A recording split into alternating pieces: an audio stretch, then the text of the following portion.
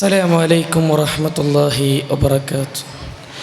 الصلاة والسلام عليك يا سيدي يا رسول الله. خذ بيدي قلت حيلتي أدركني. കബറെന്ന് കേട്ടാൽ തക്ഷണം നെട്ടേണ്ടതാ, കണ്ടാലുടൻ വാ വിട്ട് നീ കരയേണ്ടതാ. ഏറ്റവും ആദരവും ബഹുമാനം നിറഞ്ഞ ഉസ്താദന്മാർ, വിധികർത്താക്കൾ, എന്നെ ശബ്ദം ശ്രവിച്ചു കൊണ്ടിരിക്കുന്ന നല്ലവരായ മുതഅല്ലിമീങ്ങൾ, ആമുഖങ്ങളൊന്നുമില്ലാതെ ഞാൻ എൻ്റെ വിഷയത്തിലേക്ക് പ്രവേശിക്കുകയാണ്. പ്രിയമുള്ളവരെ, മരണമെന്നുള്ളത് എല്ലാവർക്കും ഉറപ്പ് തന്നെയാണ്. പലരും പല വിഷയങ്ങൾ തർക്കിക്കുമ്പോഴും മരണമുണ്ട് എന്നൊരു വിഷയത്തിൽ ഒരാളും തർക്കിക്കുന്നതായി നാം കാണാറില്ല. അതല്ലേ അല്ലാഹു റബ്ബ് സുബ്ഹാനഹു വ തആല ഖുർആനിൽ പറഞ്ഞത്, കുല്ലു നഫ്സിൻ ദാഇഖത്തുൽ മൗത്ത്. എല്ലാ ശരീരവും മരണത്തിൻ്റെ രുചി നോക്കാറുണ്ട് അല്ലേ? മരണമെന്ന് പറയുമ്പോൾ ചെറിയൊരു ബേജാറ് ദുഃഖങ്ങളൊക്കെ നമുക്കുണ്ടാകാം. ഒരു കാര്യമില്ല, മരണത്തിനെക്കുറിച്ച് ദുഃഖിച്ചിട്ടും ബേജാറായിട്ട് ഒരു കാര്യവുമില്ല. എന്തായാലും ദുഃഖിക്കൽ കൊണ്ട് ബേജാറാവൽ കൊണ്ട് മരണം ഇല്ലാതെയാവില്ല. അതിന് പകരം സത്കർമ്മങ്ങൾ ചെയ്തോളി. സത്കർമ്മങ്ങൾ ചെയ്താൽ മരണമില്ലാതെയാവൂല എന്നല്ല, മരണത്തിൻ്റെ ശേഷം ഖബറിൽ ഉള്ള ശിക്ഷകൾ കുറഞ്ഞു കിട്ടേക്കാം, അല്ലെങ്കിൽ ചിലപ്പോൾ ഇല്ലാതായേക്കാം. അള്ളാഹു തൗഫീഖ് നൽകി അനുഗ്രഹിക്കുമാരാകട്ടെ. ആമീൻ. സോദരാ, അടുത്ത ദിവസത്തിലായൊരു ഡയലോഗ് കേട്ടല്ലോ, പടച്ചവനെ, മസനക്കുടി ഊട്ടിക്കൊരു യാത്ര ഒരു മുഅ്മിനായ മനുഷ്യൻ ചിന്തിക്കേണ്ടതുണ്ട്. ഒരു മുഅ്മിനായ മനുഷ്യൻ്റെ യാത്ര മസനക്കുടി ഊട്ടിക്കല്ല. ഒരു മുഅ്മിനായ മനുഷ്യൻ്റെ യാത്ര പള്ളിപ്പറമ്പിലെ ഖബറിലൂടെ മഹ്ശറക്കാടോ. ഒരു മുഅ്മിനായ മനുഷ്യൻ്റെ യാത്ര, എൻ്റെ പ്രിയമുള്ളവരെ, ഒരു മനുഷ്യൻ മരിച്ചു കഴിഞ്ഞാൽ അവൻ യഥാർത്ഥ ജീവിതത്തിൻ്റെ രുചിയറിയുന്നു. അവൻ ദുർബലനായി പോകുന്നു. മരണത്തിൻ്റെ ശേഷമുള്ള അടുത്ത ജീവിതഘട്ടമല്ലയോ ഖബർ ജീവിതം എന്നുള്ളത്.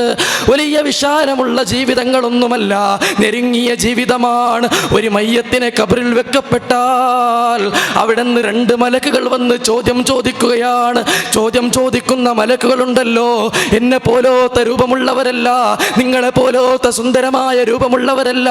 കറുത്ത ശരീരമാണ്, ഭയാനകമായ രൂപമാണ്, തീഷ്ണ കണ്ണുകളാണെന്നല്ലേ നാം മനസ്സിലാക്കിയത്. അങ്ങനെ തന്നെയാണ് അവർ വന്ന് നിന്നോട് ചോദ്യം ചോദിക്കുന്നു.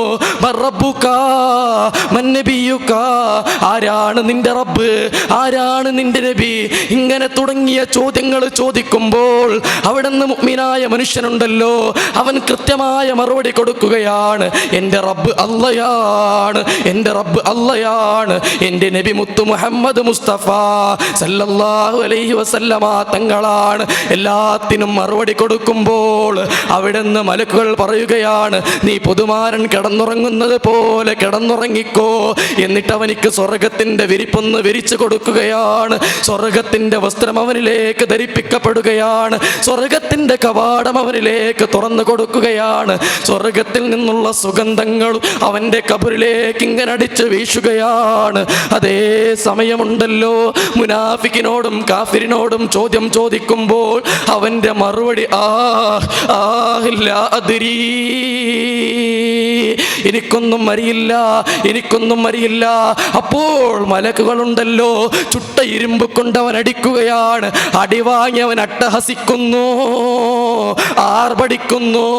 എന്നിട്ടുണ്ടല്ലോ അവനിക്ക് നരകത്തിൻ്റെ വിരിപ്പൊന്ന് വിരിച്ചു കൊടുക്കുകയാണ്. നരകത്തിൻ്റെ വസ്ത്രം അവനിലേക്ക് ധരിപ്പിക്കപ്പെടുകയാണ്. നരകത്തിൻ്റെ കവാടം അവനിലേക്ക് തുറന്നു കൊടുക്കുകയാണ്. നരകത്തിൽ നിന്നുള്ള ചൂടും തീക്കാറ്റും അവൻ്റെ ഖബറിലേക്ക് അടിച്ചു വീശുകയാണ്. എന്തൊരു ഭയാനകമല്ലയോ, എന്തൊരു ഭയാനകമല്ലയോ എൻ്റെ പ്രിയമുള്ളവരെ.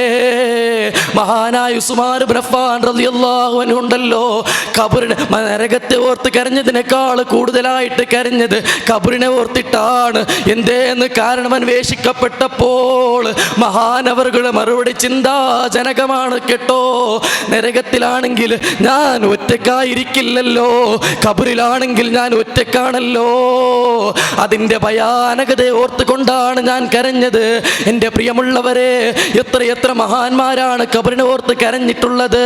എൻ്റെ പ്രിയമുള്ളവരെ, ഞങ്ങൾ ഇന്ന് പള്ളിപ്പറമ്പിൽ നിന്ന് ഈ പള്ളിപ്പറമ്പിൽ ഞാൻ കിടക്കാനുണ്ടല്ലോ എന്നൊരു ചിന്തയില്ലാതെ കണ്ടോൻ്റെ പച്ചമാംസം തിന്നുകയല്ലേ, കണ്ടോൻ്റെ പച്ച ഇറച്ചി തിന്നുകയാണല്ലോ, കച്ചവടം സംസാരിക്കുകയാണല്ലോ, ഗീബത്ത് പറയുകയാണല്ലോ. ഒരു ചിന്ത നിന്റെ കൽബിൻ്റെ അകത്തുണ്ടായിരുന്നുവെങ്കിൽ ഈ പള്ളിപ്പറമ്പുണ്ടല്ലോ എൻ്റെ വീടാകേണ്ടതുണ്ട്, ഈ പള്ളിപ്പറമ്പിൽ ഒരു ദിവസം ഞാൻ വന്ന് കിടക്കേണ്ടതുണ്ട് എന്നൊരു ചെറിയ ബോധം നിന്നിലേക്കുണ്ടായിരുന്നുവെങ്കിൽ ആ പള്ളിപ്പറമ്പിൽ നിന്ന് ശ്വസിക്കാൻ പോലും നീ പേടിക്കുമായിരുന്നു മക്കളെ, നിങ്ങൾ പേടിക്കുമായിരുന്നു മക്കളെ. ഇന്ന് അഹങ്കരിച്ച് നടന്നില്ലേ നിങ്ങൾ? ഇന്ന് അഹങ്കരിച്ച് നടന്നില്ലേ? ഇന്ന് അഹങ്കരിച്ച് നടന്നിട്ട് നാളെ പരലോകത്തെത്തുമ്പോൾ പരാജയപ്പെട്ട് നിൽക്കുമ്പോൾ നിങ്ങൾ ചിന്തിക്കും കേട്ടോ, അതേ ഇന്ന് ദുനിയാവിൽ അല്ലാഹുവിനെ ആരാധിച്ചു കൊണ്ട് എല്ലാ അല്ലാഹുവിലേക്ക് ഇബാദത്ത് ചെയ്തുകൊണ്ട് ജീവിച്ചവനില്ലയോ, അവൻ നാളെ പരലോകത്ത് വിജയിക്കും കേട്ടോ, അവൻ നാളെ പരലോകത്ത് വിജയിക്കും. എൻ്റെ പ്രിയമുള്ളവരെ, ഖബറിനെ കുറിച്ച് പറയുകയാണെങ്കിൽ ഇന്ന് തീരൂല, നാളെ തീരൂല, അത്രത്തോളം മഹത്വങ്ങൾ ഭയാനകത ഖബറിനിക്കുണ്ട്. എൻ്റെ പ്രിയമുള്ളവരെ, അതിനെ ഓർത്ത് ആ ഖബറിനെ കാണുമ്പോൾ ഞങ്ങൾ ഒരു വട്ടം കണ്ണീർ വരുന്നില്ല എങ്കിലും കണ്ണീർ വെറുപ്പിച്ച് കരയണം മക്കളെ, കണ്ണീർ വെറുപ്പിച്ച് കരയണം. അള്ളാഹു നമുക്ക് തൗഫീഖ് നൽകി അനുഗ്രഹിക്കുമാരാകട്ടെ. ഇത്ര മാത്രം പറഞ്ഞുകൊണ്ട് ഞാൻ നിർത്താം. വാഖിറു ദഅ്വാനാ അൽഹംദുലില്ലാഹി റബ്ബിൽ ആലമീൻ. വസ്സലാമു അലൈക്കും വറഹ്മത്തുള്ളാഹി വബറകാതുഹു.